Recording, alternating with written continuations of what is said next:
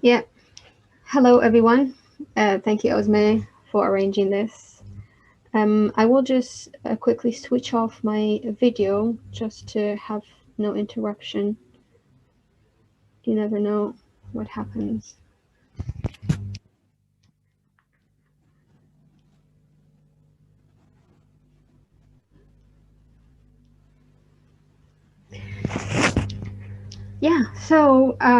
Thank you, Rob. As Rob said, my name is Hana Raza.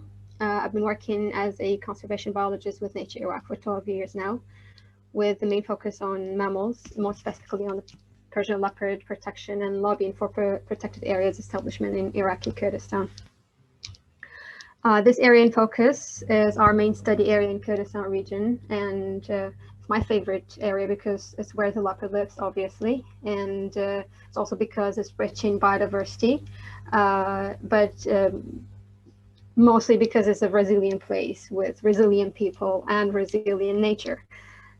Since the World War I, Iraq had fought over 25 major wars, the ones that involved the Kurds, who demanded the right to self-rule and autonomy began in 1943, but the first Iraqi-Kurdish war began in 1961 that ended up in an autonomy agreement for the Kurds until in 1974, under Ahmed Hassan al-Bakr, Iraq re-established control over Kurdistan.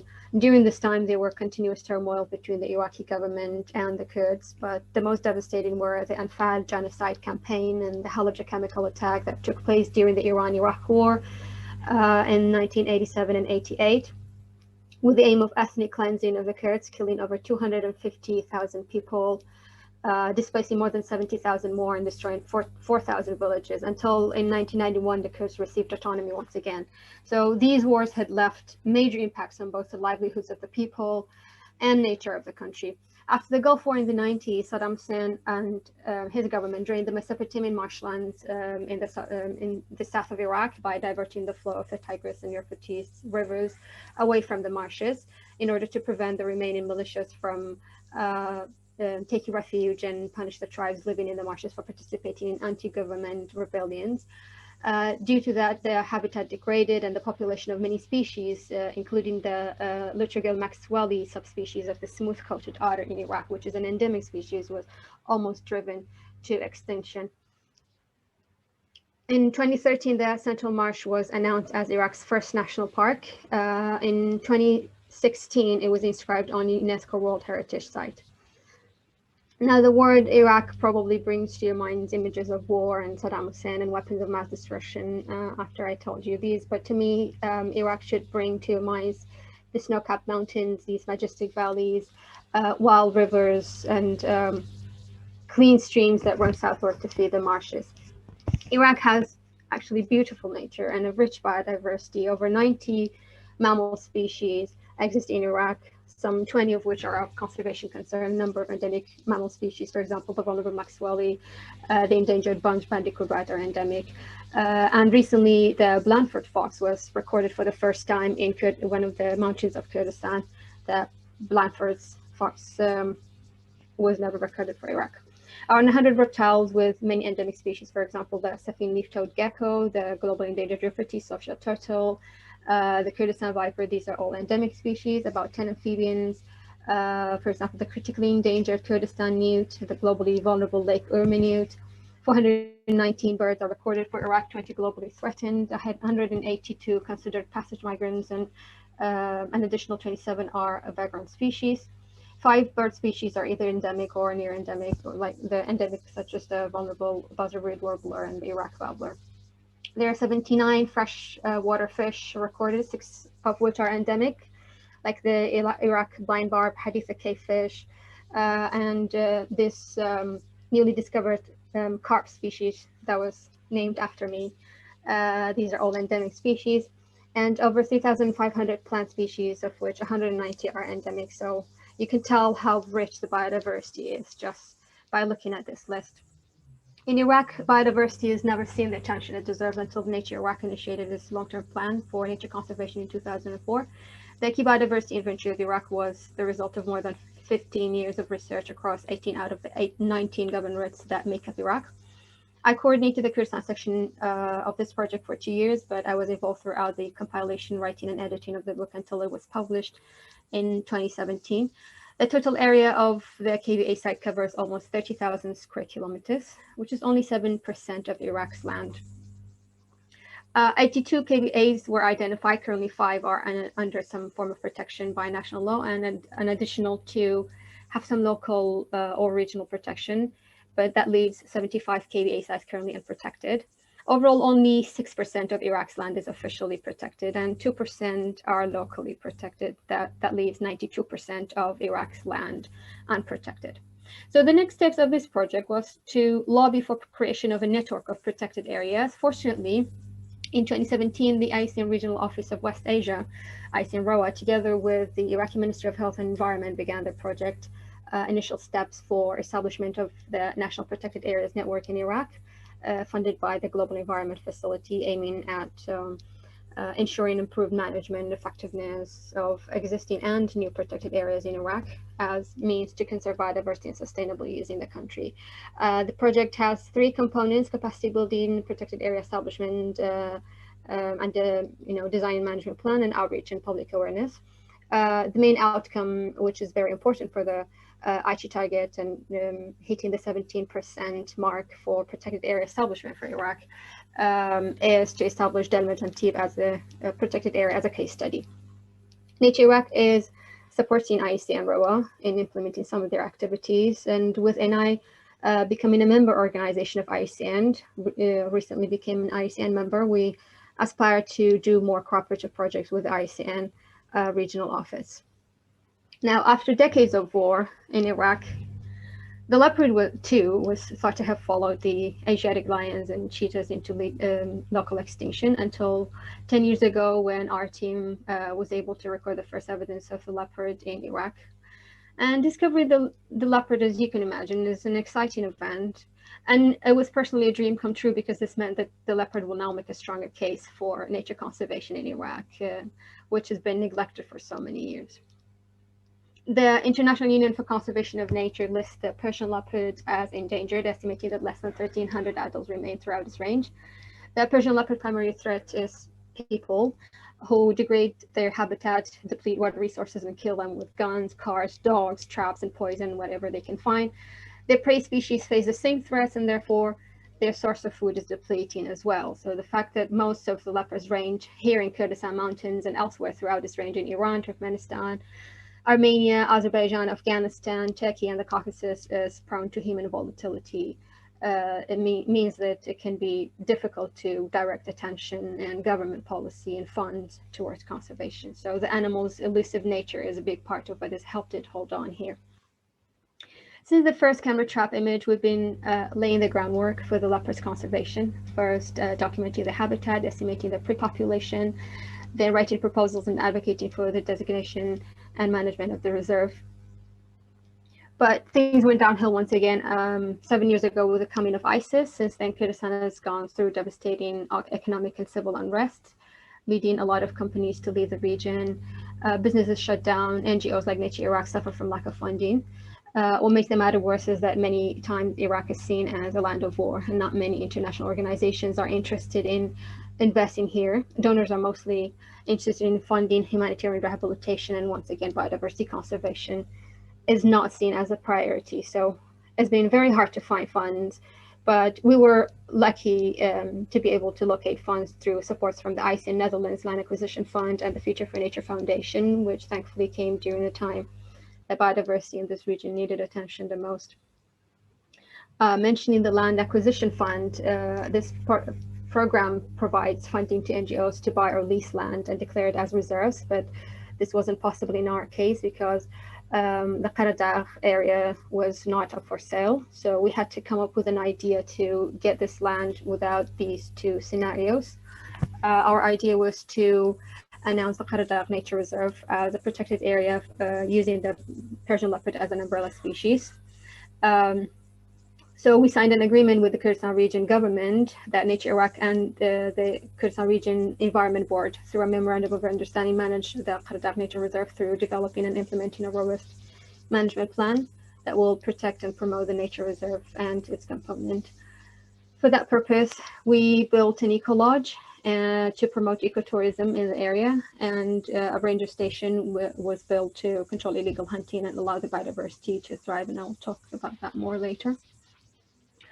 Qaradagh is an area of outstanding natural beauty and rich biodiversity. It's located in the Zagros Mountain Forest Steppe ecoregion, which is one of the most critically endangered ecoregions, supporting oak dominant forests and pistachio forests.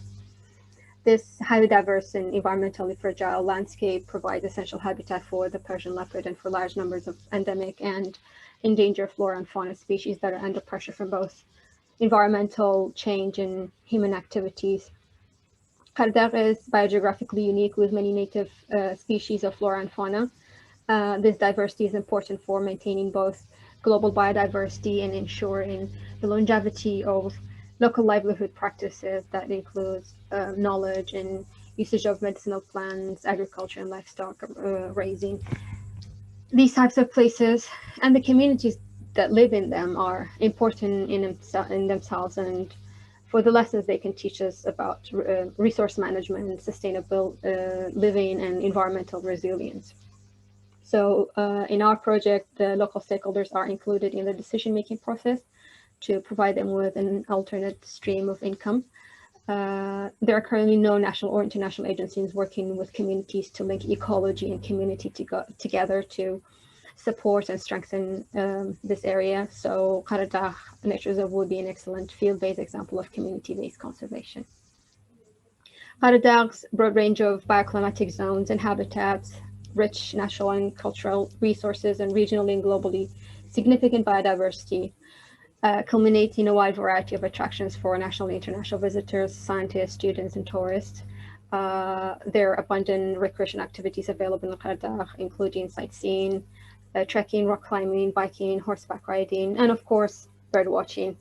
Qaragh's ecosystem provides a wide area of services to local communities, sustainable harvesting, medicinal plants, regulating services such as protection provided by vegetation from flooding and erosion, supporting services such as habitat for globally important flora and fauna, and various cultural services, including space for creation. In addition, these extensive forests in Qaradagh are a carbon sink of global importance. Ensuring the conservation of these forests is, of course, of great importance to climate change mitigation efforts and meeting the Aichi targets in Iraq.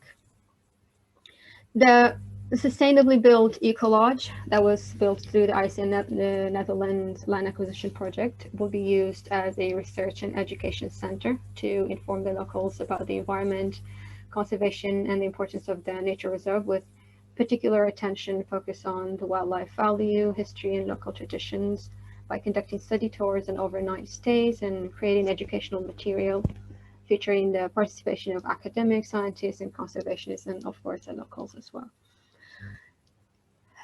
Our next project, which was also the leopard was used as a catalyst for creating a peace park between Iraq and Iran to bring peace between these two countries that have been in war together for decades. Therefore, our most collaborative project with the Future for Leopards Foundation from Iran does just that, funded by the Future for Nature Foundation to estimate the Persian leopard along the border and advocate for its further protection within this region. The dream of the Peace Park began in 2016 between Nature Iraq and the Persian Wildlife Heritage Foundation from Iran to reestablish and maintain these important ecosystems along the border that surpass man-made borders, preserving and reviving the natural and cultural heritage that's essential for the people and future generations living in these border areas. Unfortunately, our friends from this NGO were imprisoned in January 2018 for claims of espionage. And so I would like to conclude this talk by bringing our attention to this tragic event that's also the consequence of the turmoil that this region has faced throughout the years, this time directly targeting conservationists. Those of us who know these scientists and worked with them on implementing some important conservation projects know that they had nothing but love for their homeland, and we stay hopeful for the safe return to go back to doing what they love the most, and that is nature conservation. I would also like to mention that, if I'm not mistaken, there's currently no BirdLife partners from Iran. So I would like to use this opportunity to recommend that they would be invited during the next BirdLife meetings, and these discussions are put forward to include more conservationists, especially bird conservationists from Iran as well, because this will encourage more collaboration between Iraq and Iran, and projects related to bird conservation between them. Thank you very much.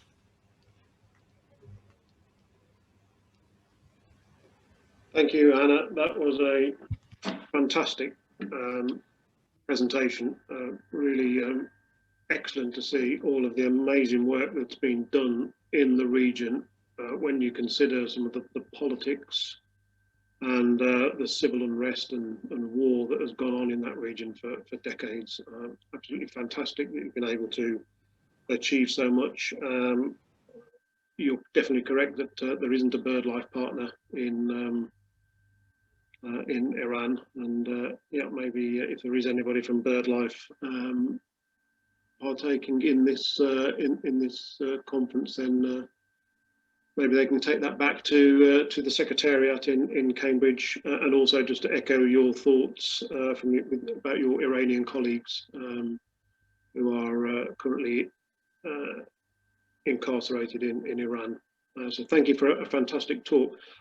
Before I go to a couple of questions, Nick, if you can relay them from the chat box, I just wanted to add one thing that I forgot to mention about Hana in at the beginning of the presentation. Hana has been involved now with OSME for a couple of years. She works very hard on through our conservation committee, advising us on which projects should be funded through our conservation fund, and she's recently joined the Sandgrouse editorial board as well. So thanks, Hana, for your support of the work of OSME. So and again, thanks for that fantastic talk. Nick, any questions? I know there are questions, so over to you. They are flooding in. So thank you, Hana. Oscar Campbell in the UAE says, hi, Hana. Thanks for a great talk. You've got to tell us why they named that fish after you.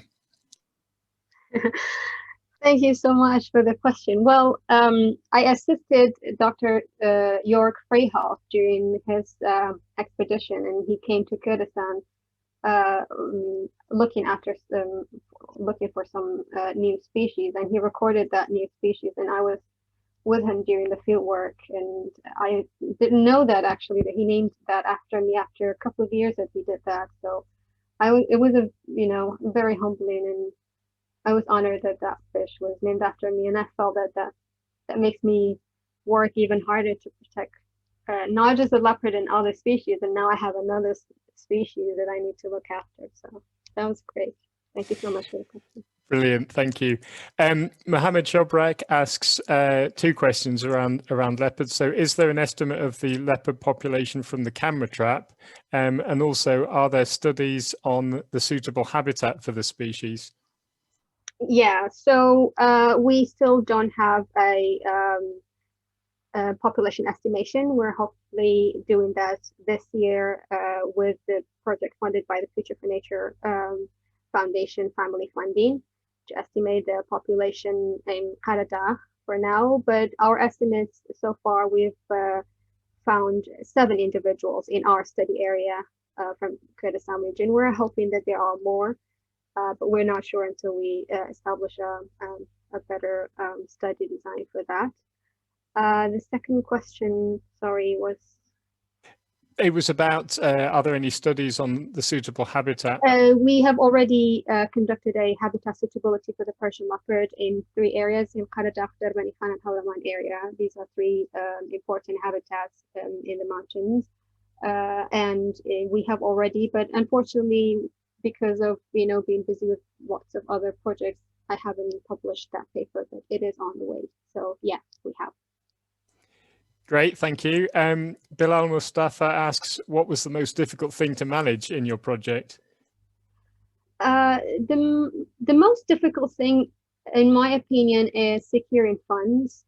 And the second thing is keeping conservationists empowered and, passionate, because of a lot of conflicts in the region. everybody look for what's best for their children and their families, and the income is not has been very bad in the region. Employees are not getting their salaries. So if somebody is working for an NGO that's already not getting enough funds, they have to look for better ways of means of income. So a lot of them decide to move out of conservation work. So that's been very difficult to keep those to stay focused on and help with completing some of these conservation projects. Great, thank you. Jim Muir asks, is the KRG fully supportive of your efforts, or do they need some encouragement? I can say that in a way they have been very supportive, but because of the political situation and the complex and the political system in Iraq and even within the KRG, it is very difficult to say that KRG has been supportive. It's more so individuals within the KRG are supportive. So I can't say for sure, because it's also very difficult for, there's no Ministry of Environment for Kurdistan. There's only a commission, and that commission is every now and then headed by somebody who is from a different political party coming with different agenda. And then after a couple of years, it's changed to another one from a different political party, and the main focus is lost there, and the collaboration that you establish with that person goes away when they're gone. So I'm sure that these are very common issues all around the world, but it's more concentrated because we have a lot of other pressure on us, and with the political pressure coming from Iran as a neighboring country, and the government is not unfortunately, I don't want to sound pessimistic, but it could be better. Brilliant. Thank you very much. Zulfu in Azerbaijan says, thanks for a great talk, and would like to hear your opinion regarding armed conflicts and their relations with the leopard population. So he says in Azerbaijan, there's records of leopards with lost limbs due to anti-personnel mines from the conflicts. Obviously something negative. However, he's also read on National Geographic regarding the Iraq-Iran conflict, that conflict actually helped leopards and their prey populations by keeping poachers away. So in your experience with these majestic cats, did you come across such hurt individuals, ones with lost limbs, and what are your thoughts on how conflict changed their nature and population?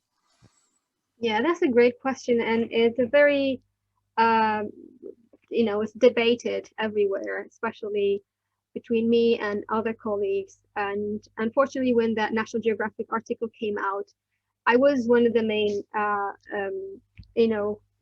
people who were interviewed, who went along the writer for that article, and I made it specifically clear for that writer that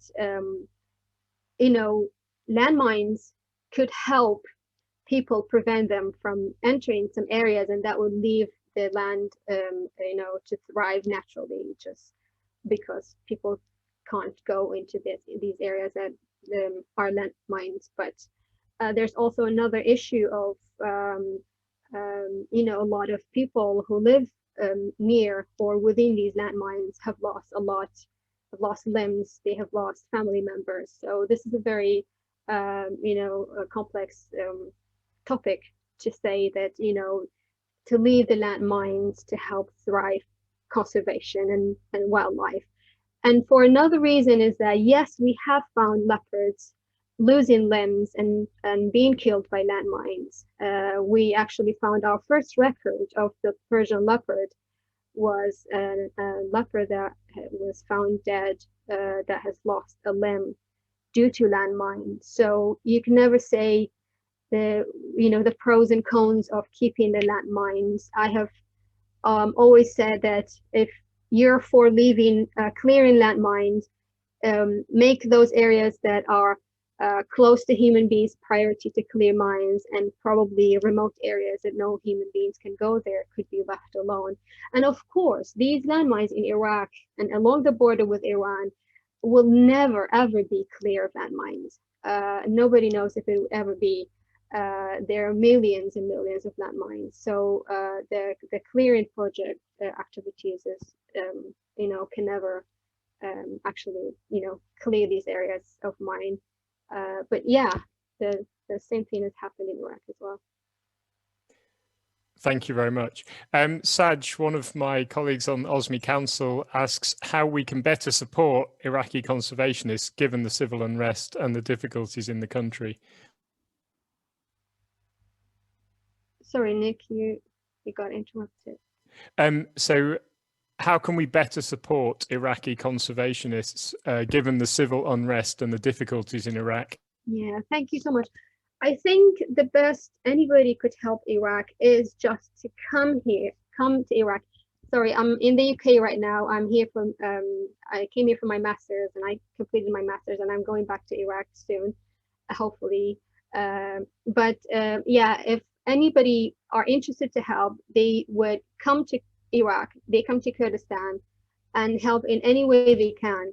The researchers and conservationists who are interested in certain species, they can contact us to establish a collaborative projects.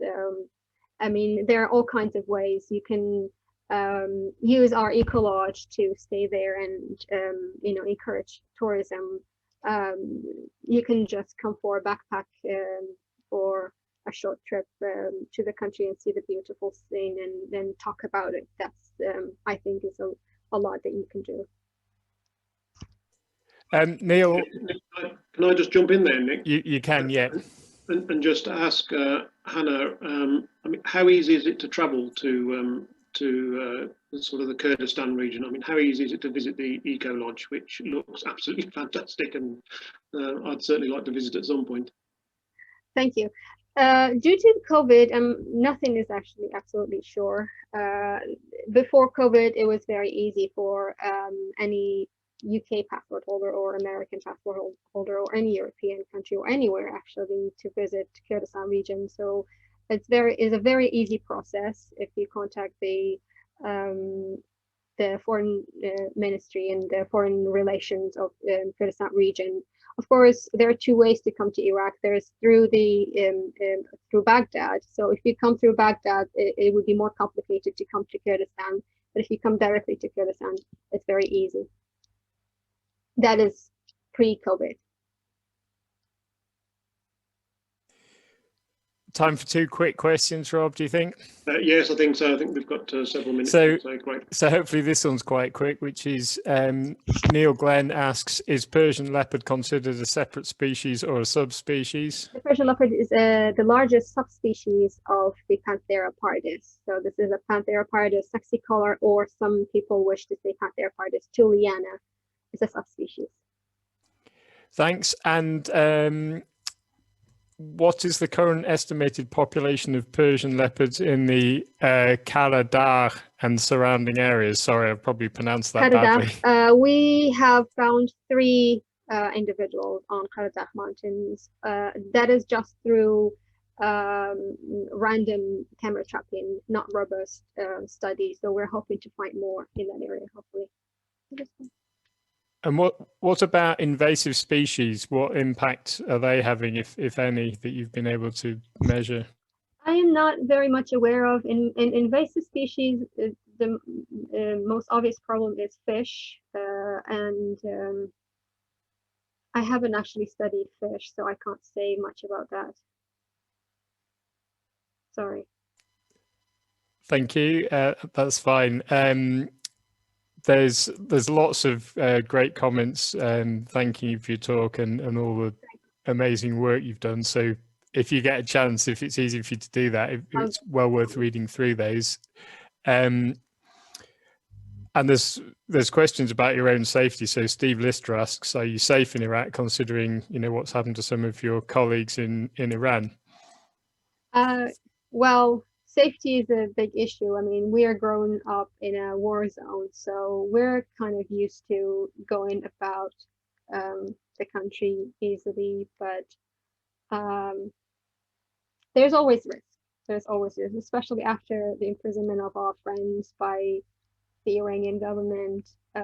Nothing is actually absolutely sure about your own safety, because Iran is very much involved in Iraq as well. I mean, these are politics, but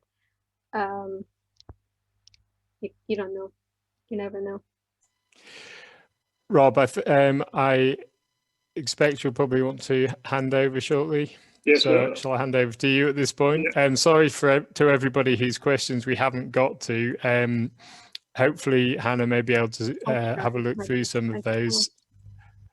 Otherwise I can pass those on to her afterwards.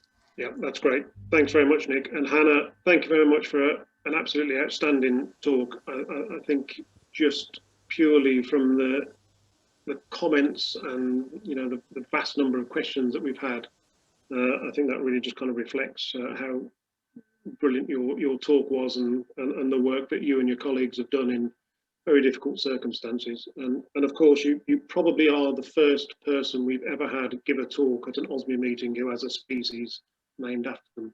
So thank you very much for your presentation, for all the work that you and your colleagues have done, and for the support that you've given OSME over the last few years. Thank you.